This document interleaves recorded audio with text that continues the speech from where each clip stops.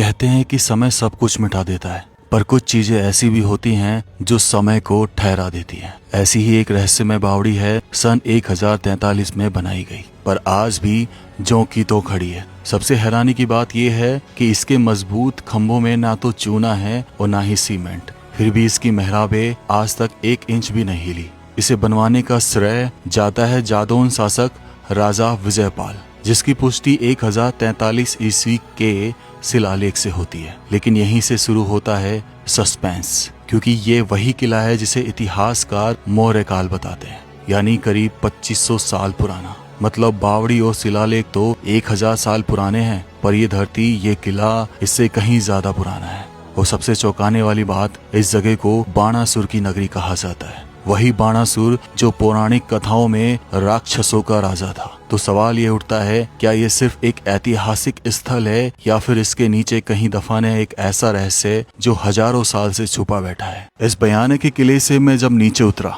तब मैं उस बावड़ी को ढूंढना चाहता था जो इस भयानक किले से ऊपर से दिखाई दे रही थी, काफी नीचे। बावड़ी की तरफ मैं एक अंदाजे से चल पड़ा कि शायद इस रास्ते से हम आगे जाएंगे तो भयानक की बावड़ी का गेट आ जाएगा। तभी हमें एक दरवाजा दिखाई देता है। ये जो दीवार थी, ये जो परकोटा था इस किले के चारों तरफ, सच मानो मैंने इससे बड़ा परकोटा अपने जीवन में नहीं देखा। ऐसा कुछ लोग बताते हैं कि ये एशिया का सबसे बड़ा किला है और पूरे इस पर्वतमाला पर फैला पड़ा है, जिसको एक साथ कभी कैप्चर नहीं कर पाओगे। तरफ आ चुके हैं जहाँ से वो बावड़ी, वो जौहर वाला स्थान देखने को मिलेगा। और यहाँ से जब बारिश होती है तो पानी का एग्जिट होता है, इसलिए देखो यहाँ गड्ढा बना हुआ है, तो ये एग्जिट है। अब चढ़ना पड़ेगा हमको यहीं कहीं से। तब हम अंदाजे से एक दरवाजे की तरफ बढ़ते हैं और इस दरवाजे में से बाहर निकलकर हमें उस बावड़ी तक पहुंचना होता है। अंदर प्रवेश कर रहे हैं।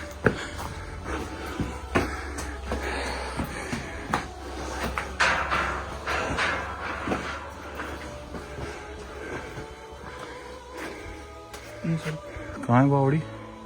लेकिन यहीं से तकरीबन 1-1.5 किलोमीटर का और ट्रैक हम तय करते हैं उस बावड़ी तक पहुंचने के लिए। आश्चर्यचकित करने वाली बात यह थी कि इस बावड़ी के चारों तरफ भी दीवार बनी हुई थी, बड़े बड़े सैनिक बुर्ज बने हुए थे, मानो जैसे कभी कोई समय में बहुत बड़ा साम्राज्य रहा हो। यहाँ के शासक करौली से बताए जाते हैं, लेकिन यहाँ पर शासन मुगलों का, अंग्रेजों का, सबका रहा समय समय पर। मैं इस बावड़ी को देखना चाहता था। इस किले की वीडियो तो मैं बना चुका था, अगर आपको भी वीडियो देखनी है तो उसका लिंक डिस्क्रिप्शन में है। लेकिन आज मैं इस बावड़ी को देखना चाहता था कि वाकई में बावड़ी की जैसी व्याख्या थी और 1000 साल पुरानी बावड़ी आज भी कैसे डटी हुई है। यहाँ तो 200 साल पुरानी बावड़ियाँ विलुप्त हो जाती हैं।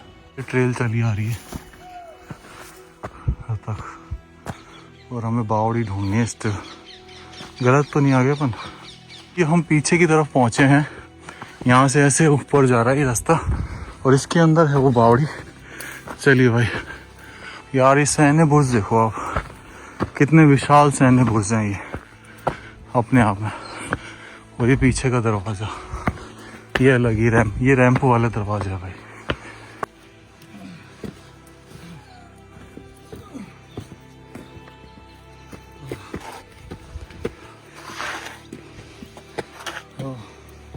ये पीछे का एरिया है,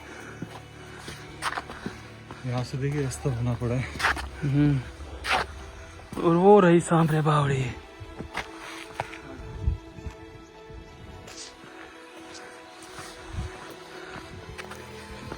वही एक दरवाज़ा ये हो है जहाँ तक आप आ सकते हो चल के। वहाँ ऊपर हम थे और ये जा रहा है सीधा रास्ता बावड़ी के लिए। दोस्तों, आज ये मैं आपको वो जगह दिखाता हूँ जहाँ 360 रानियों का जौहर हुआ। बेसिकली ये बावड़ी है पानी के स्टोरेज के लिए काम आती है, लेकिन एक्चुअल में यहीं से कहीं से रास्ता आ रहा है जो पीछे से आया होगा जब अनाउंसमेंट हुई थी कि विजयपाल राजा नहीं रहे, और फिर इस बावड़ी का अवलोकन हुआ जौहर के लिए। आ जाइए। ये 5 मंजिल की बावड़ी प्रतीत होती है। हम ना जाने गहरी तो कितनी है, पर ये प्रतीत इतनी होती है। ये पत्थर आज भी यही गवाही दे रहे हैं कि हम आज से हजारों साल पहले यहाँ पर रखे गए।